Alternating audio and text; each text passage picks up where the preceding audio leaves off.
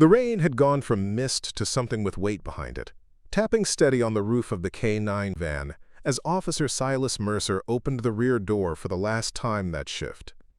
10 hours down. 2 domestic calls, 1 traffic fatality he didn't want to think about again, and now just this. The simple, practiced motion of loading his partner and driving home. He patted his thigh twice. The signal Jet had answered 1,000 times without hesitation. "Load up," Silas said.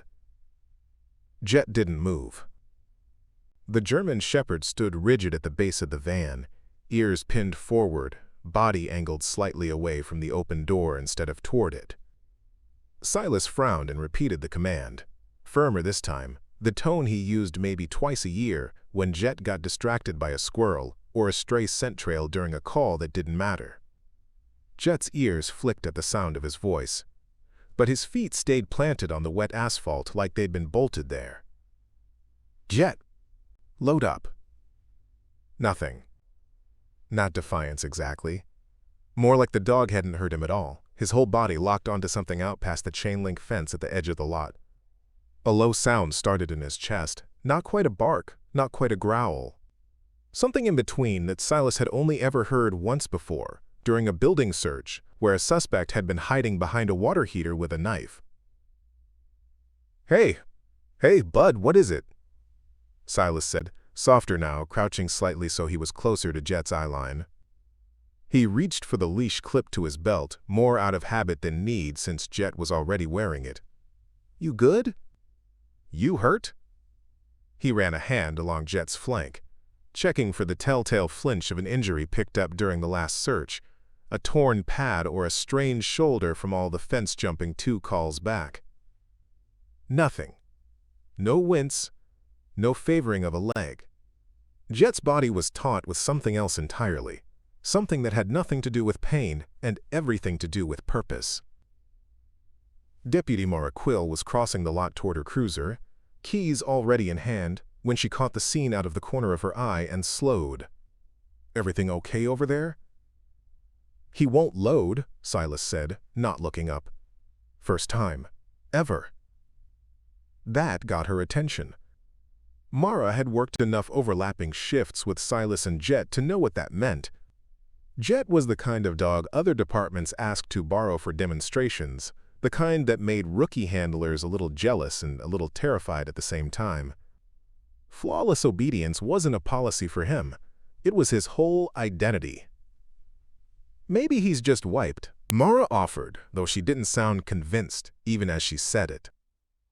Sergeant Rourke Pell stepped out from the substation door at that exact moment, radio still crackling faintly on his shoulder, clearly ready to close out the shift log and go home to something warm and dry. He took one look at the tableau. Silas crouched by the van, Jet rigid and growling low, Mara hovering with her hand not quite on her radio, and exhaled through his nose in a way that communicated his opinion without a single word. "Mercer, it's been a long night. Get him in the van." "He's not tired, Sarge. Look at him." "I am looking at him. He looks like a dog who wants his dinner." Silas almost laughed, the tension of the moment briefly cracking, except that as he reached for Jet's harness to physically guide him toward the door, Jet did something he had never done in 6 years of working together. He pulled back against the leash, hard, planting his front paws and dropping his head, then pivoted his whole body between Silas and the open van door. Not aggressive, not out of control, but absolutely unmistakably blocking. "Whoa. Okay." Silas straightened up slowly, his pulse ticking a notch higher despite himself. "Okay, I hear you." Rourke's jaw tightened. "Mercer, we don't have time for a training moment. Shift ended 11 minutes ago." "With respect, Sarge, this isn't a training moment." Silas kept his voice level, though something cold was starting to move through his chest, replacing the mild embarrassment of a moment ago. 6 years. He has never once refused a command. Not one. The rain picked up slightly, drumming harder against the metal roof of the van, loud enough that for a moment nobody spoke. Jet used the silence to make his move. He turned fully away from the vehicle, nose low, and began pulling toward the far edge of the lot where the asphalt gave way to gravel and then to a stretch of weedy grass running along the property's chain-link fence. His pull wasn't panicked. It was deliberate. The same focused drive Silas had felt during dozens of real tracks, the kind of pull that came from scent, not confusion. Jet. Heel. The command came out automatically, more reflex than real expectation at this point. Jet ignored it entirely, straining forward until the leash pulled taut in Silas's hand. For one long second, Silas had a decision to make. He could correct the dog hard, reassert control, and lose whatever thread Jet was pulling on. Or he could trust 6 years of near-perfect partnership and follow. He followed. "Mercer," Rourke started, but Silas was already moving, jogging to keep slack out of the leash as Jet cut across the gravel toward the fence line, nose down, tail low and serious instead of the high, confident wag he carried during easier searches. Mara fell into step beside him without being asked, flashlight already coming up off her belt, beam cutting through the rain in a thin white cone.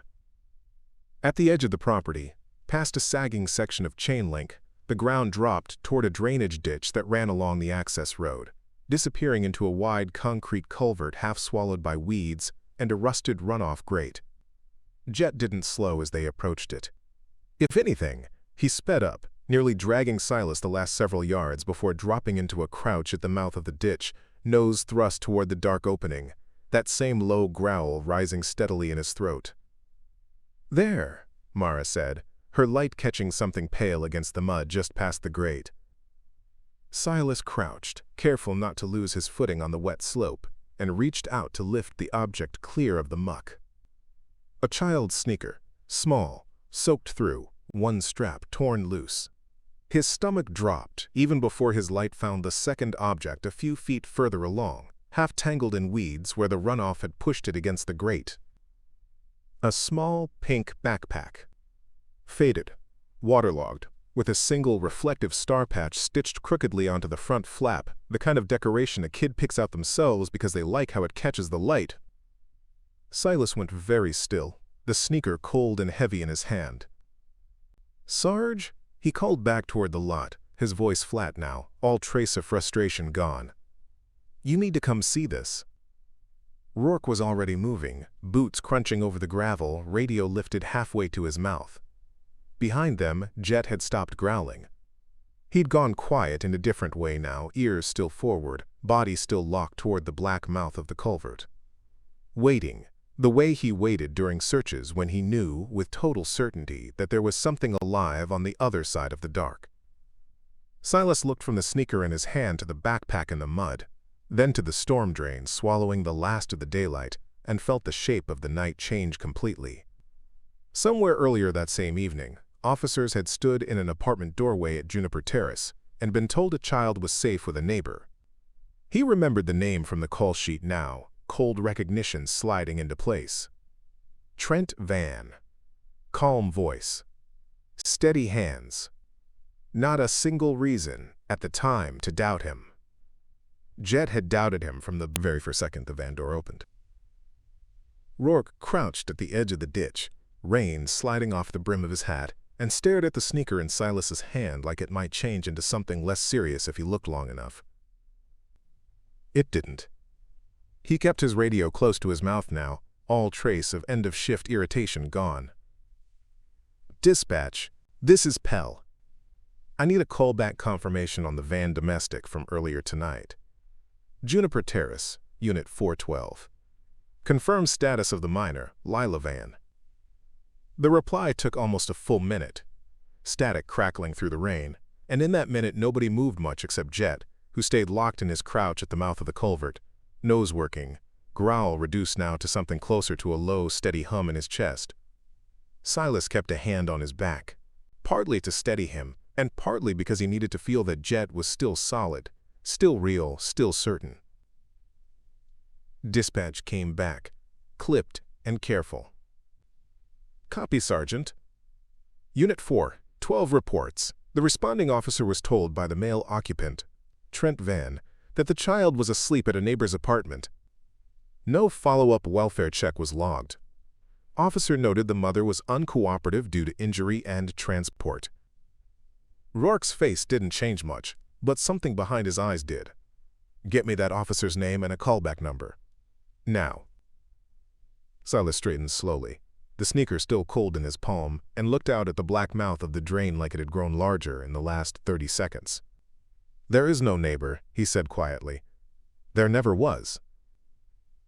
We don't know that yet, Rourke said, though his voice carried none of its earlier certainty. Jet knows it, Mara said, and nobody argued with her. They moved fast after that, the kind of fast that came without anyone giving an order, just 3 people converging on a single point because the alternative was unthinkable. Silas played his flashlight along the grate, covering the main culvert mouth. A rusted iron grill bolted into aged concrete, and saw immediately that something was wrong with the way it sat. One corner had pulled loose from its anchor, the bolt shorn clean rather than rusted through, and the mud beneath it showed fresh scrape marks, 2 parallel gouges where something had been dragged or pried.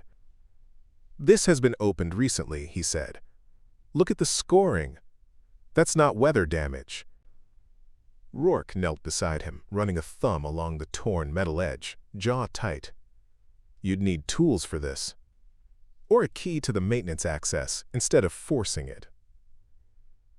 The word maintenance landed heavy between them, and Silas felt the last piece of doubt about Trent Van fold in on itself and disappear.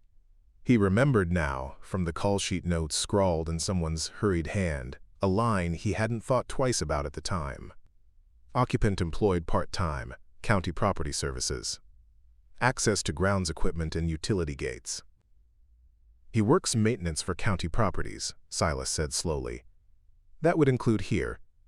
Substation grounds, drainage access, all of it. Mara's light swept the grate, then past it, toward a second smaller opening a few yards down the slope, where the runoff pipe split and fed into a narrower side channel, half hidden behind a tangle of dead brush. There's another way in over here. Jet was already moving before she finished the sentence. Leash snapping taut as he abandoned the main grate entirely and dragged Silas toward the smaller opening. Instead, his whole body suddenly charged with new urgency, nose slamming against the narrow gap in the brush. Wait. Hold on. Silas planted his boots, trying to slow him, some old instinct telling him to check the obvious location first, the wide grate right in front of them, the one that made sense. Jet, this one. Check here first. He guided the dog back toward the main culvert mouth, pulling the loosened section of grate wide enough to shine his light inside. The tunnel beyond ran maybe 15 feet before curving out of sight, empty as far as the beam could reach, water pooling shallow across the concrete floor. No sound, no movement, just the steady drip of runoff and the low echo of rain hitting metal somewhere deeper in. Jet refused to go near it. He backed up 2 full steps, ears flat, that same rigid stillness returning to his body, and this time there was no mistaking the refusal for confusion. He knew this opening was wrong, and he wanted no part of confirming it further. He's not buying it, Mara said quietly. Silas felt something cold settle low in his stomach. If they'd been alone, if Jet had been a younger dog, less certain, less trusted, they might have called this one dead end and moved on, might have lost precious minutes searching an empty tunnel while the real danger sat elsewhere. Instead, Jet spun on his own, hauling Silas back toward the narrow side channel with a force that nearly took his footing out from under him on the wet slope. Okay, I hear you.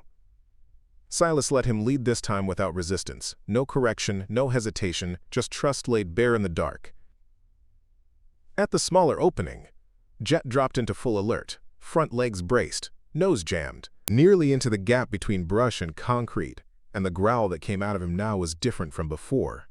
Lower, more urgent, almost pained.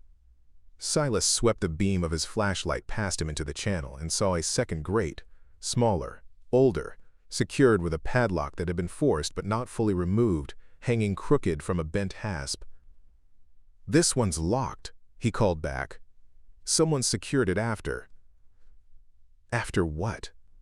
Rourke's voice had lost every trace of the man who'd wanted to close out his shift log 20 minutes ago. Before anyone could answer, a sound cut through the rain, faint, almost swallowed by runoff, but unmistakable to ears trained to listen for exactly this. Not a cry. Not words.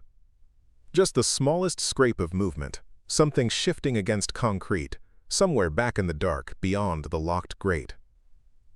Jet's whole body went taut, and he let out a single sharp bark, the first loud sound he'd made since this began.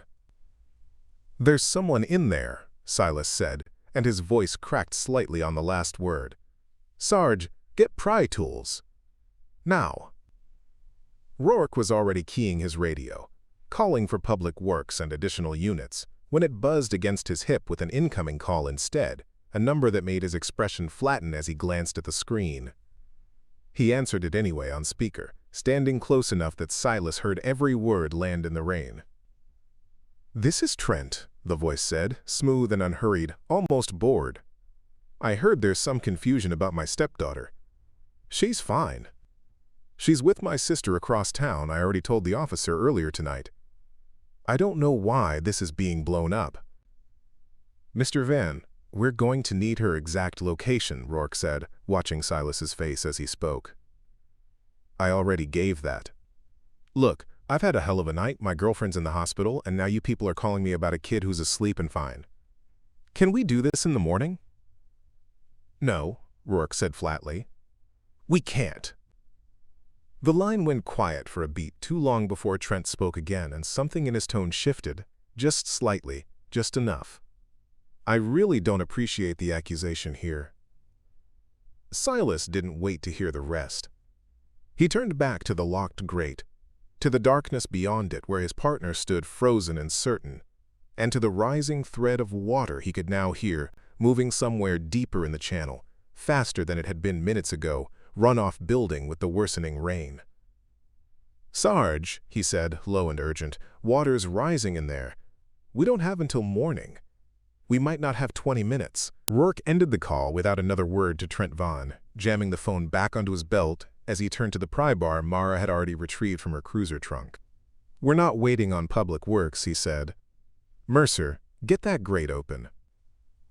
Silas wedged the flat end of the bar beneath the bent hasp and threw his weight into it, rain running down his collar, boots slipping once on the wet slope before he caught himself. The padlock groaned, metal shrieking against metal, and on the second heave it gave way entirely, swinging the small grate open on a hinge crusted with rust. Jet didn't wait for permission. He shoved past Silas's legs and into the opening before the leash could stop him, and this time Silas let the leash run loose through his fingers rather than fight it.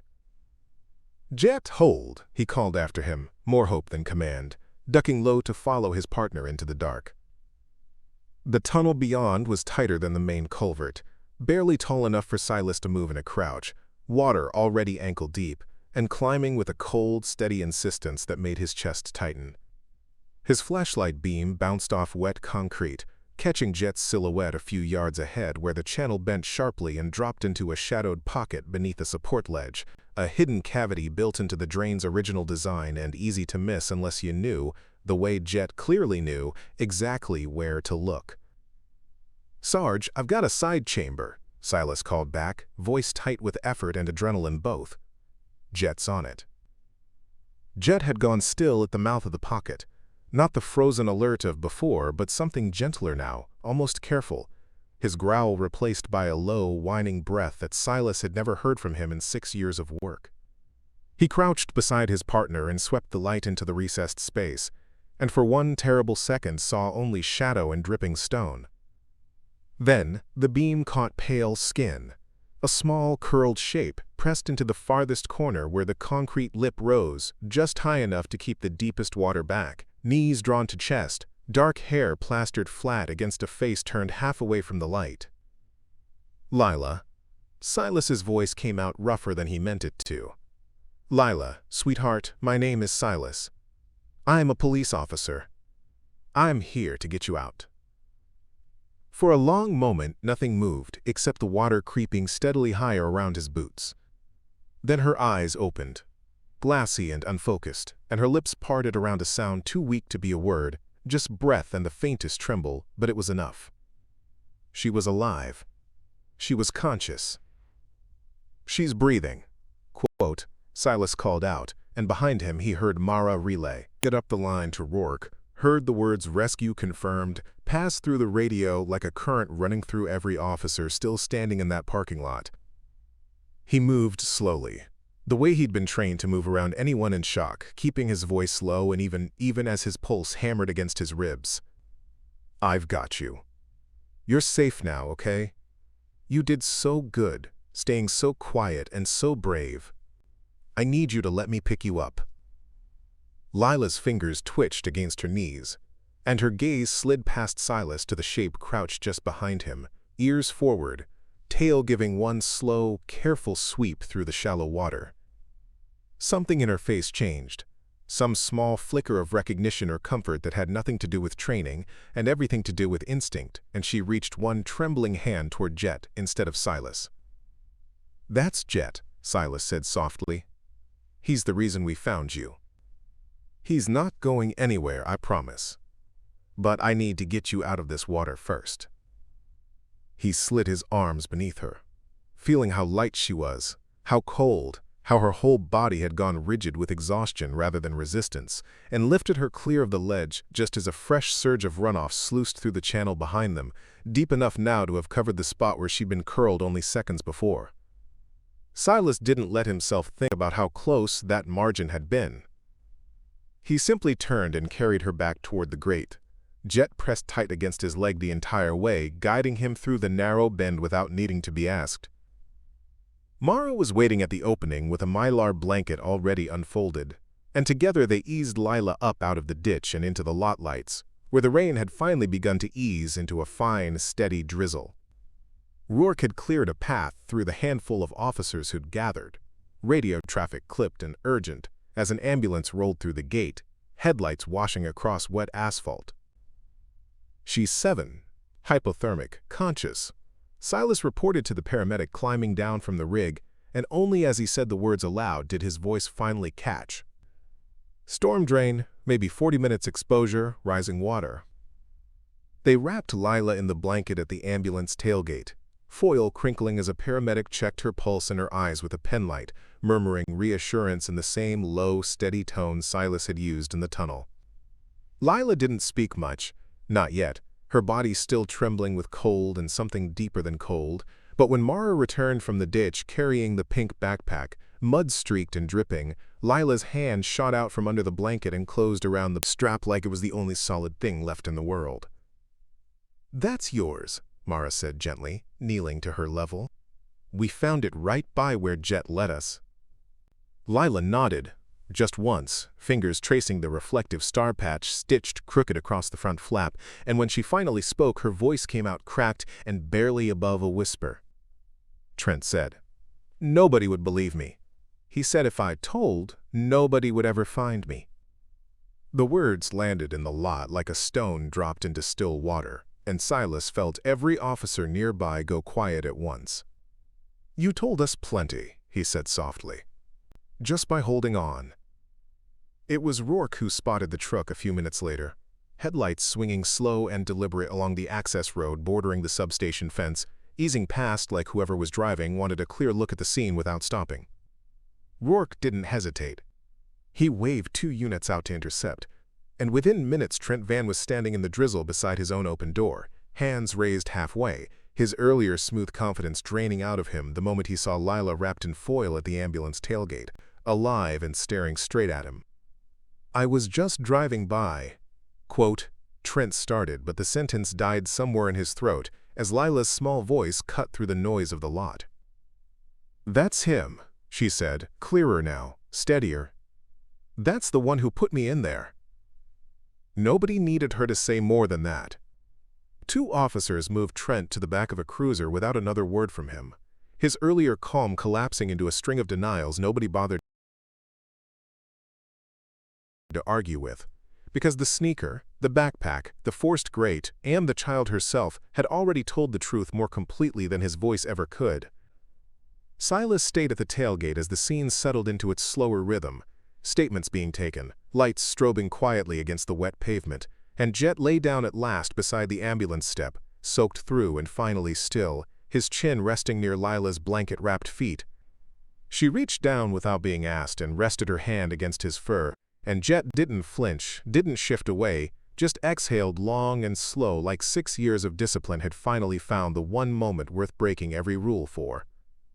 Silas crouched beside them both, rain dripping steadily from the brim of his cap, and watched Lila's breathing even out beneath the foil blanket, watched the star patch on her backpack catch the ambulance lights every time she moved.